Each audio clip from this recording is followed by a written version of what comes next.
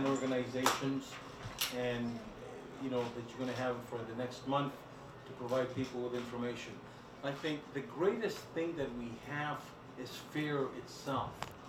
People are scared. People are scared to go out. People are even scared to come close to individuals. People are wearing masks. I was talking to Logan Canapathy just before he left, and his wife is a doctor. And he says, unless it's a surgical mask, it doesn't do very much for you.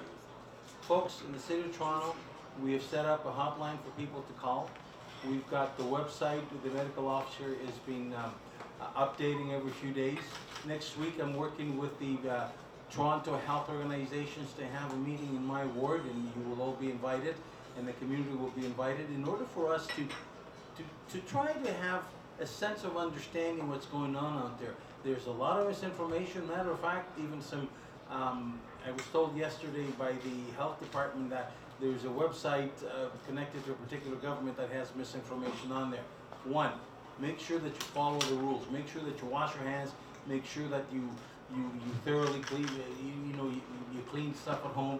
Make sure that if somebody has come from Wuhan and they have contacted the virus, that you tell them to look self-imposed and stay at home for 14 days until the thing passes. We're doing that with the people coming abroad from overseas.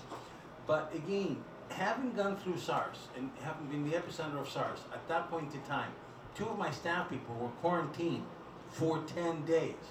Now, one of the things that happened back then that I wrote to the Prime Minister and tried to impose is that if we have such a thing right now where people have to be staying at home for 14 days as a quarantine, they will not be eligible for EI, that's unemployment insurance. Unemployment insurance kicks in after 14 days.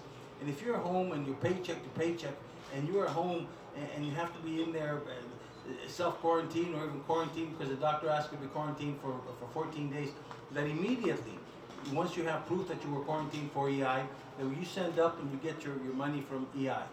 The other thing that the community asks for is that there's a few organizations that are collecting money. The government of Canada too much dollar for dollar. We've done that when there's other tragedies abroad. We've done it in China when the Sichuan earthquake hit. I mean, particular example. We should do it again here. And working with community members, we've set up through the charities, Canada Revenue Agency, there's information about how people can have a one-time charity number that they can, once they collect money, how they can give people a charitable receipt. Now, I go back again saying, there's nothing to be afraid about but fear itself. Don't be scared to carry on your business on a daily basis. Don't be scared to go to restaurants. Don't be scared to go to grocery stores.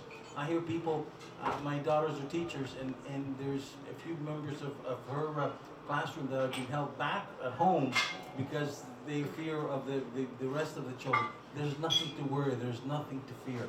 The government of Canada certainly is on top of it. The province of Ontario is. But let me reassure you, in the city of Toronto, it's all hands on deck. All the professionals from Mrs. Davila on down, I'm talking about the health department, all the councillors are on board. And we had a dinner here last week of calling solidarity with the Chinese community. And it's very unfortunate that a member of the media criticized it, and it's very unfortunate that was a target. The only thing that individual did was increase fear and hate. We're not supposed to hate each other. We're supposed to be a diverse city. We're supposed to get along with each other. So let's act like it. Let's grow up. And people that say otherwise, I've got 2 words for them. Please, well, 3 words. Please be quiet, because the 2 words will not be polite. I want to thank everybody for being here today, and especially the team that put this together. Wish you all the best. And if I or my office can be of any help, please don't hesitate to reach out to me, 416-392-1374. My website is www.kerrygiannis.net, and there's a web link there about the coronavirus. Thank you again, and wish everybody all the best. And please, don't be afraid.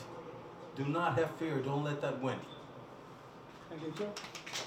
Amanda, to say something? Well, thank you very much. So my name is Amanda Yalkalucci.